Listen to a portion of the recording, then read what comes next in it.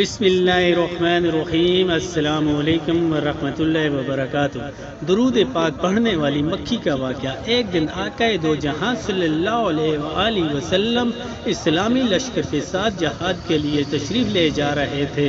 رستے میں ایک جگہ پڑاؤ کیا اور حکم دیا کہ یہیں پر جو کچھ کھانا ہے کھا لو۔ جب کھانا کھانے لگے تو صحابہ کرام رضی اللہ تعالی عنہم نے عرض کی، یا رسول اللہ صلی اللہ علیہ وسلم، روٹی کے ساتھ سالن نہیں ہے۔ پھر صحابہ رضی اللہ تعالی عنہم نے دیکھا کہ ایک شہد کی مکھی ہے اور بڑے زور زور سے بم بنا رہی ہے۔ عرض کیا، یا رسول اللہ صلی اللہ علیہ وسلم، یہ مکھی کیوں شور مچاتی ہے؟ آپ صلی اللہ علیہ وسلم نے فرمایا، یہ کہہ رہی ہے مکھیاں بے قرار ہیں اس وجہ سے کہ صحابہ کرام کے پاس سالن نہیں ہے، حالانکہ یہاں قریب ہی غار میں ہم نے شہد کا چھتا لگایا ہوا ہے، وہ کون لائے؟ کیونکہ ہم تو لا نہیں سکتی۔ پھر فرمایا، پیارے علی رضی اللہ تعالی عنہ، اس مکھی کے پیچھے پیچھے جاؤ اور شہد لے آؤ۔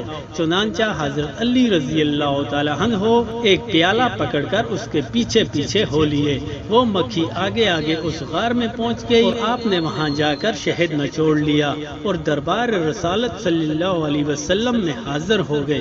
سرکار دو عالم صلی اللہ علیہ وسلم نے وہ شہد تقسیم فرما دی۔ جب صحابہ کرام کھانا کھانے لگے تو مکھی پھر آ گئی اور بم بنانا شروع کر دیا۔ صحابہ کرام رضی اللہ تعالی عنہم نے عرض کی، یا رسول اللہ صلی اللہ علیہ وآلہ وسلم، مکھی پھر اسی طرح شور کر رہی ہے۔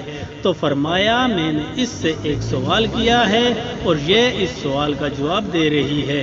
میں نے اس سے پوچھا ہے کہ تمہاری خوراک کیا ہے؟ مکھی کہتی ہے کہ پہاڑوں اور بیابانوں میں جو پھول ہوتے ہیں وہ ہماری خوراک ہے۔ میں نے پوچھا، پھول تو کڑوے بھی ہوتے ہیں، پھیکے بھی، بدمزہ بھی ہوتے ہیں، تو تیرے منہ میں جا کر نہایت شیریں اور صاف شہد کیسے بن جاتا ہے؟ تو مکھی نے جواب دیا، یا رسول اللہ صلی اللہ علیہ وسلم، ہمارا ایک امیر اور سردار ہے۔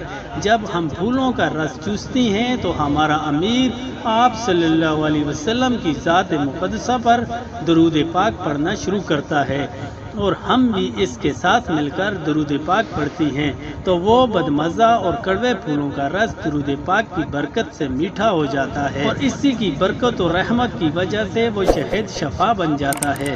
اللہ تعالیٰ سے دعا ہے، اللہ تعالیٰ ہمیں بھی نبی پاک صلی اللہ علیہ وسلم پر زیادہ سے زیادہ درود و سلام پڑھنے کی توفیق عطا فرمائے۔